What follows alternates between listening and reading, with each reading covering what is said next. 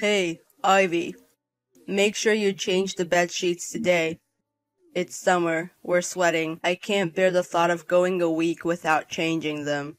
I'm sorry, I'll change them later. Have you been slacking off recently?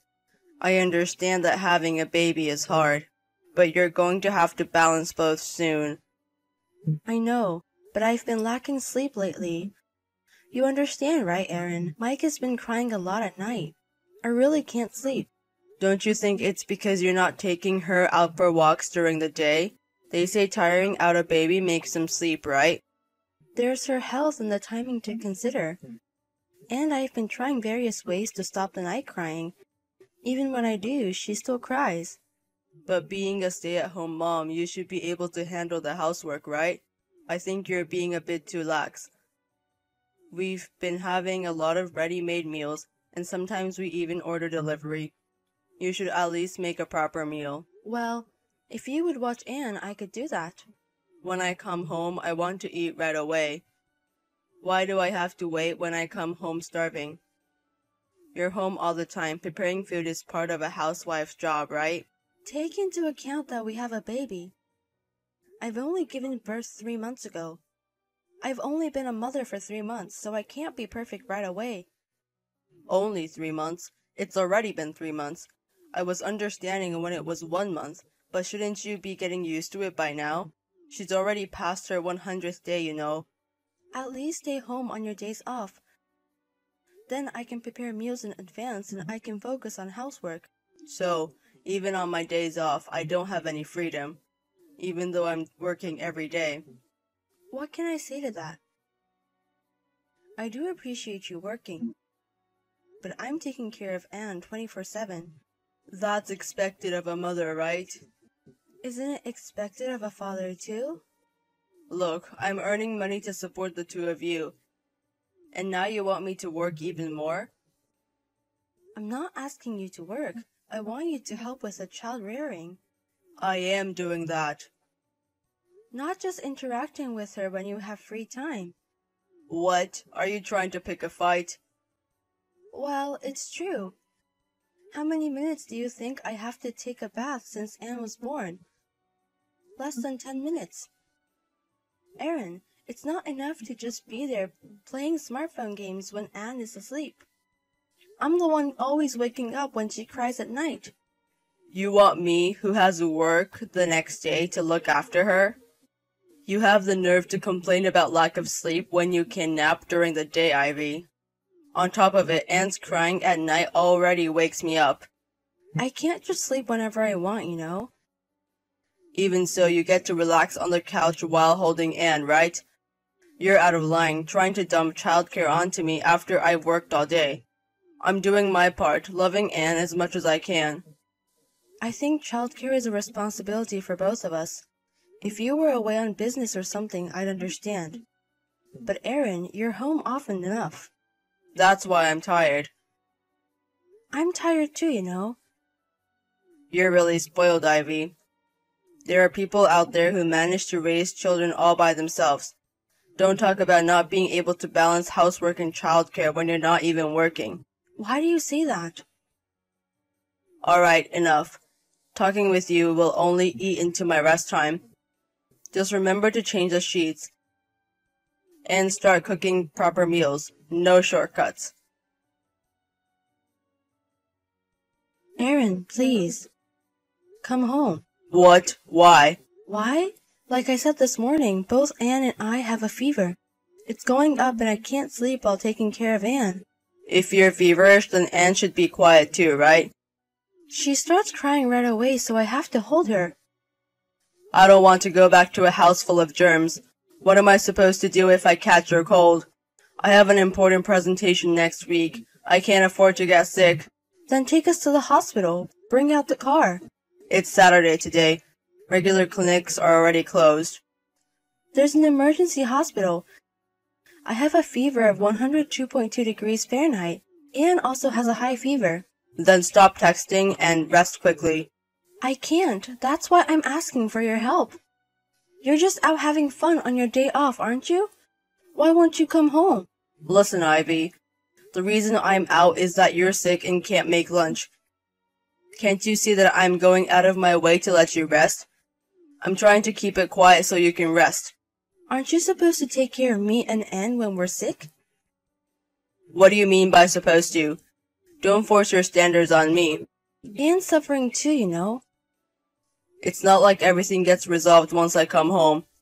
You're being too persistent. I'm not going to rely on you anymore. Says the one who can't survive without relying on me. I can't consider someone who doesn't even take care of their sick wife and child as family. Oh, really? Then live without relying on me.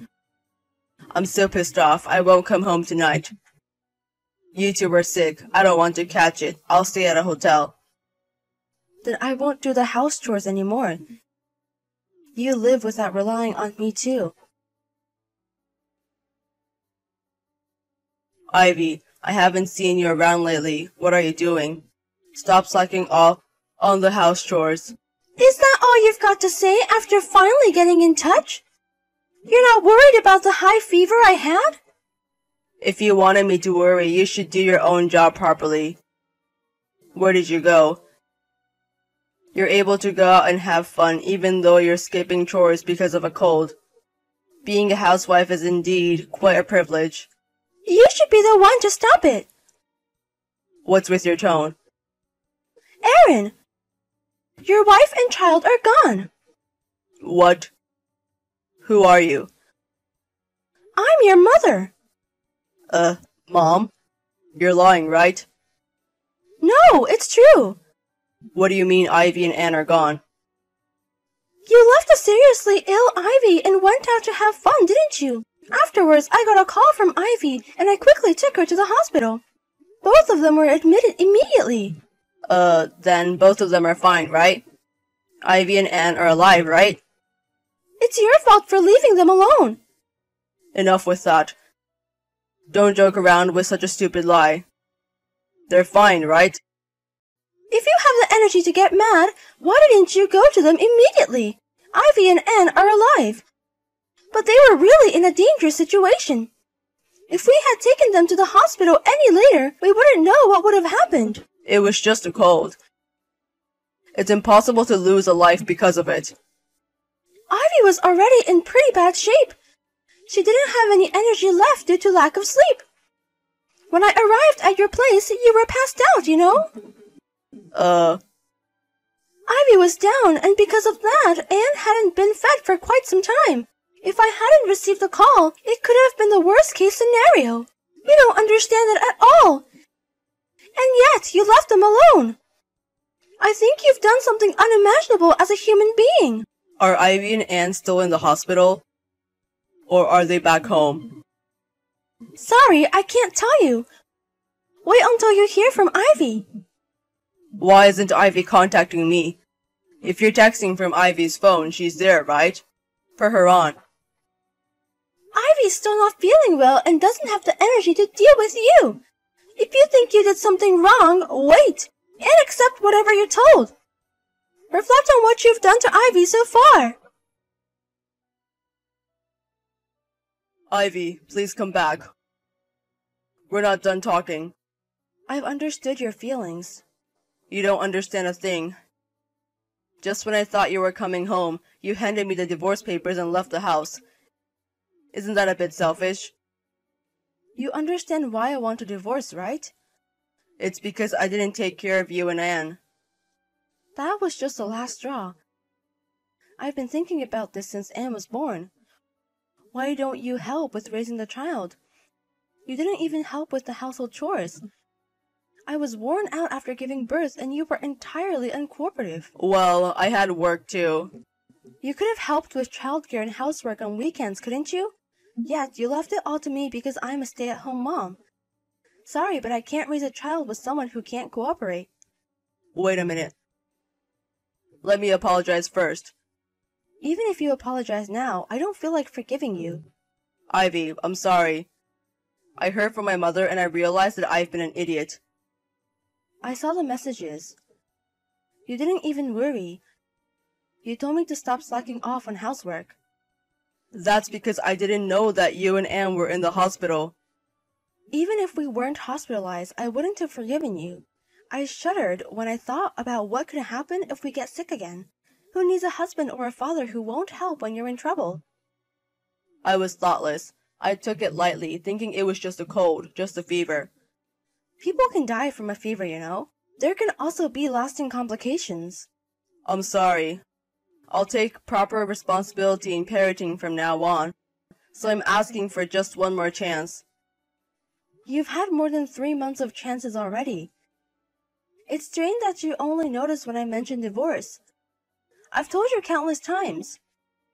I've asked for help with the housework and child rearing. And yet, Aaron, you never lifted a finger. It's your fault. I was taking Ivy for granted.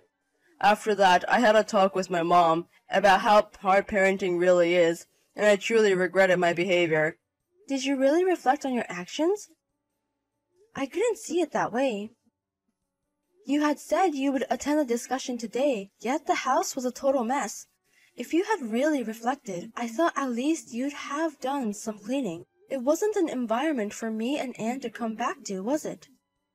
I was busy and fell asleep. But you had the whole weekend, didn't you? In the end, nothing has changed. You just assumed I would come back anyway, didn't you? And that's why you left the house in such a state. You thought you'd let me clean up after I came back, right? No, I thought we could do it together. See, that's precisely what I can't stand. If you really feel sorry, at least you'd have done some cleaning. In the end, your apologies are just empty words. I know that even if I came back, I'd be the one doing all the housework and parenting. I'll do my part. Please, Ivy, come back. I do really care about you and Anne. If we really mattered to you, you wouldn't have left us when we had a high fever. I thought it was just a cold.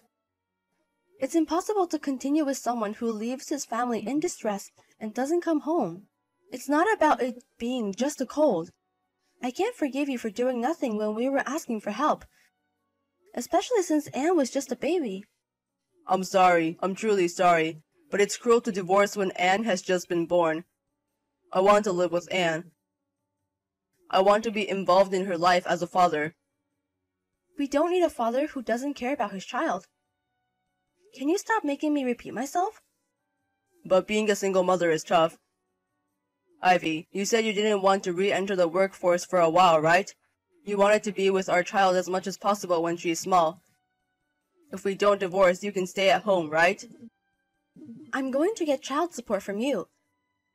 My parents and your mother will support us until Anne turns 3, so we'll be fine. But it's still tough to raise a child alone. You said so yourself. I know there are people out there who raise children on their own. I'm prepared for that now. I'm sorry. I truly intend to change from here on out. You don't have to do anything for me anymore. But if you have any sense of responsibility as a father to Anne, don't cut her out. So, you're saying we're getting divorced? I really regret everything. I'm trying to change. I don't have any trust or love left for you. I can't live without you and Anne. I keep going because you and Anne are here with me. Please, don't abandon me. You were the one who abandoned us first. You're the one who told me not to rely on you. Don't expect me to forgive you now. You really do have a spoiled way of thinking. We've had several discussions about divorce since then. We've agreed to separate for 1 year now. Despite the awful things he's done, he's still our daughter's father. I thought it wouldn't matter if he had no relationship with me anymore. But if he has any responsibility as a father, I want him to face our daughter sincerely. Of course we plan to divorce after a year. But we've decided to give him a chance as a father. Ever since we separated, my husband visits our home every day and takes care of Anne. He's honestly more like a father now than when we were living together. That doesn't mean I'm ready to forgive what he's done and said. I know there will be more difficulties ahead, but I want to establish a solid foundation for life now.